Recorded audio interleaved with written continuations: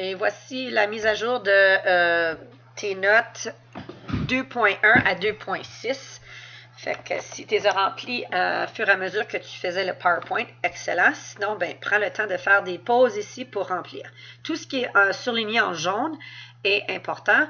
Donc, le concept il est peut-être pas complètement surligné en jaune, mais si c'est encerclé ou surligné en jaune, c'est à l'étude pour votre test. Si c'est mauve, c'est juste lis-le une fois, assure-toi de comme le comprendre et continue. OK?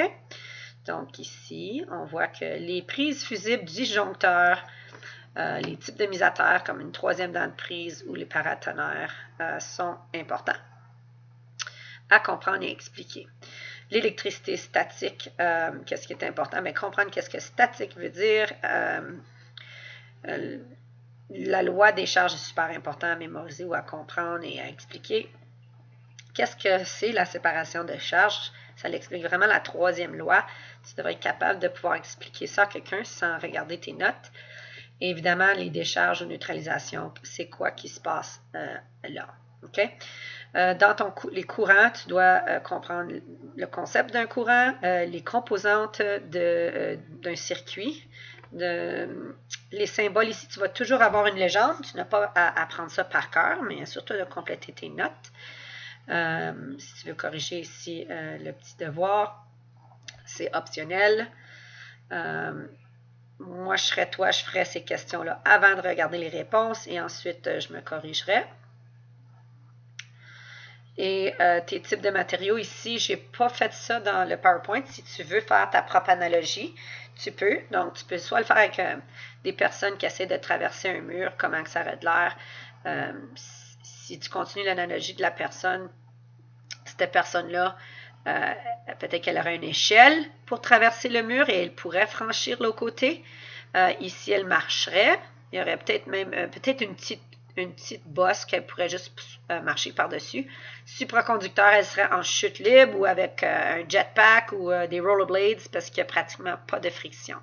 Si tu le fais avec des autos sur la route, l'auto serait complètement pris. Il y aurait peut-être un accident, un gros camion ne peut pas traverser la rue ici. Dans les résistances, il y aurait du trafic, donc peut-être la construction avec... il faut ralentir à 10 km à l'heure, par exemple. Conducteur, il n'y a pas de problème. On se promène à la limite qu'on veut. Et supraconducteur, on est vraiment en chute libre ou il n'y a pas de friction. Okay? Donc, tu t'imagines qu'il n'y a même pas un contact de pneus sur le sol. Pour les commutateurs, les résistances variables, donc ça, c'est un type de composante d'un circuit qui va pouvoir varier la résistance, donc affecter le courant. Donc, plus que la résistance elle est grande, moins qu'il y aura de courant. Puis, on peut ajuster ça. Vous avez vu la belle petite section, là, vous devriez être capable de comprendre ça. Une résistance, c'est vraiment une composante du circuit qui va rester toujours le même, donc va toujours affecter le courant de la même façon, va avoir le même type de résistance. Et on voit ici des types de résistance qui sont dans les circuits. Ça, c'est important. Les facteurs qui affectent la résistance d'un fil.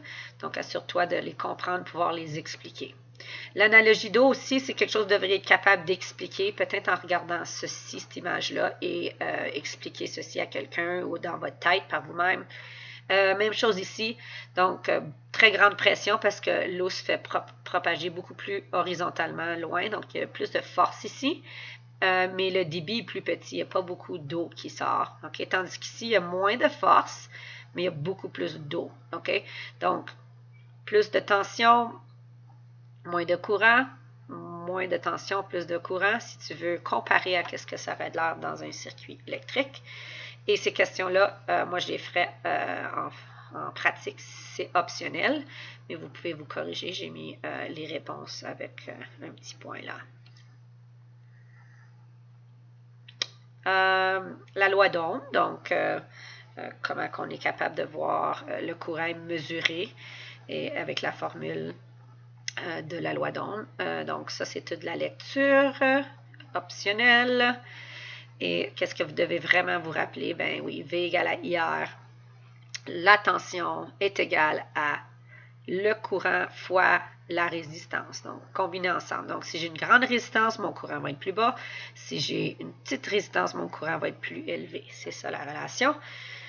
Ici, vous pouvez faire optionnellement ces devoirs-là. Ça, c'est pas nécessaire. On va juste faire 7 à 10. Je vais corriger au prochain cours. Ça, c'est pas nécessaire. Et voilà pour aujourd'hui.